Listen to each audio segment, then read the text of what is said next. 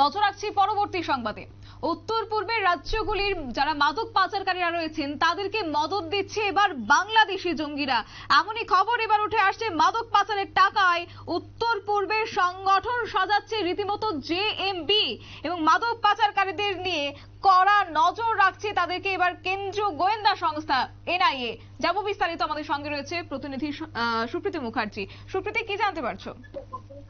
দেখো, এই সংক্রান্ত খবর আমরা আগেই জানিয়েছিলাম যে এবার এই যে জেএমবি যে জঙ্গি সংগঠন রয়েছে তাদের ক্ষেত্রে তোমার যে এই যে এত সক্রিয়তা কোথা থেকে হচ্ছে বা কিভাবে আসছে, সেই জায়গাতে দাঁড়িয়ে তোমার যেমনটা আমরা জানতে পারছিলাম বিভিন্ন সূত্র মারফত যে মাদক পাচারের যে টাকা, সেই টাকাতেই কিন্তু হাতিয়ার করছে এই মুহূর্তে সংগঠন, এবং এই টাকাকে হাতিয়ার করেই কিন্তু সংগঠনটি ঘিরে সাজাচ্ছে এবং তাদের এই যে এতটা উদ্ধত্ত বলো বা তাদের এই যে এতটা আস্থা সেটা বৃদ্ধি পাচ্ছে কিন্তু শুধুমাত্র এই মাদক পাচারের টাকাতেই। এবং সেই জায়গাতে দাঁড়িয়ে আমি যদি একটু বিস্তারিত বলি কিভাবে হচ্ছে, দেখো পশ্চিমবঙ্গের উত্তরবঙ্গ এবং উত্তর পূর্ব ভারত এই জায়গাটা কিন্তু ভৌগোলিক ভাবে হোক এবং তার সাথে তোমার পলিটিক্যাল কারণে হোক এবং তার সাথে তোমার এই যে মাদক তোমার কারবারি বা আন্তর্জাতিক ক্ষেত্রে হোক তোমার ভীষণই গুরুত্বপূর্ণ জোন। আর এই জোনটাকেই তোমার টার্গেট করছে কারা, এই সমস্ত অসাধু চোরা কারবারিরা।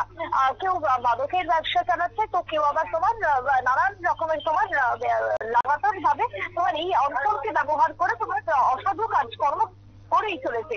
এবারে সেই জায়গাতে দাঁড়িয়ে যেটা খবর, পুলিশ সহ একাধিক নিরাপত্তা বাহিনীর যে লাগাতার অভিযান, এই অভিযানের পরেই তোমার জানা যাচ্ছে কি যে এই যে মাদক কারবার তাদের যে জাল বিস্তার হয়েছে সেখান থেকে একজন পাচারকারী ধরা পড়ে, উদ্ধার হয় সেখান থেকে কোটি কোটি টাকার মাদক দ্রব্য। তালিকায় রয়েছে কি না ইয়াবা ট্যাবলেট, ব্রাউন সুগার থেকে শুরু করে নানান রকমের তোমার গাঁজা রয়েছে তালিকায়। বর্তমানে উত্তর পূর্ব ভারতের বিভিন্ন প্রান্তে দেখা যাচ্ছে কি যে পাচার দিচ্ছে একাধিক জঙ্গি সংগঠন। গোয়েন্দা তার দাবি হচ্ছে যে জঙ্গিদের যে গতিবিধি, সেই গতিবিধির উপর তারা নজর রাখছে। এবং কেএনও সুপ্রিমো জীবন সিং তিনি জানাচ্ছেন যে অজ্ঞাতবাসী থাকলেও গোপন জেলা থেকে তারা সংগঠন চালাচ্ছে এবং সেটা খুবই সক্রিয়ভাবে।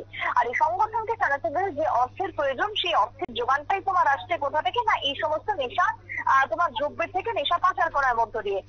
সেই জায়গাতে দাঁড়িয়ে টাকা আসার যে উৎস, সেই উৎস একটা সময় দাঁড়িয়ে বন্ধ করে দেওয়া হয়েছিল। তাহলে কিভাবে হচ্ছে না, জানা যাচ্ছে যে করোনার যে পরবর্তী সময় মাদক পাচার বেড়েছে এবং এই উত্তর পূর্ব ভারত সহ উত্তরবঙ্গে তোমার মাদক পাচারের সঙ্গে তোমার বাড়ছে তোমার মাদকের চোরা কারবারি। আর তারপরে তোমার সংগঠন আরো ধীরে ধীরে মাথাচাড়া করে উঠেছে।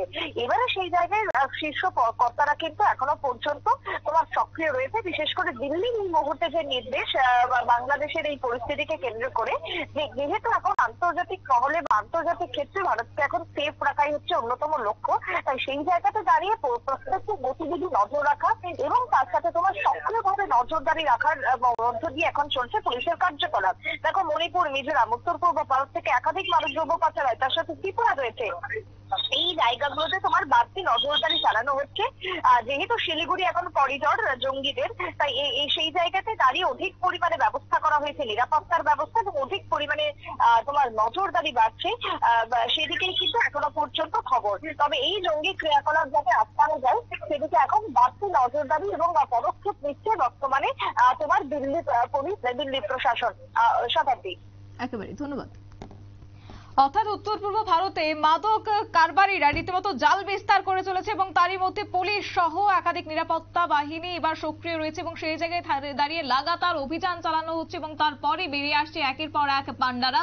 এবং তার মধ্যে এবার রীতিমতো কোটি কোটি টাকার ইয়াবা ট্যাবলেট সহ নেশা জাতীয় যে দ্রব্যগুলি রয়েছে সেই দ্রব্যগুলি এবার উদ্ধার করতে সক্ষম হচ্ছে পুলিশ। তবে প্রশ্ন হচ্ছে যে কিভাবে এই বিষয়গুলিকে আটকানো যায়, তবে যার নিয়ে রীতিমতো কিন্তু নজরদারি রয়েছে দিল্লি পুলিশেরও। নিয়ে নিচ্ছে ছোট্ট একটি বিজ্ঞাপন বিরতি, সঙ্গে থাকুন।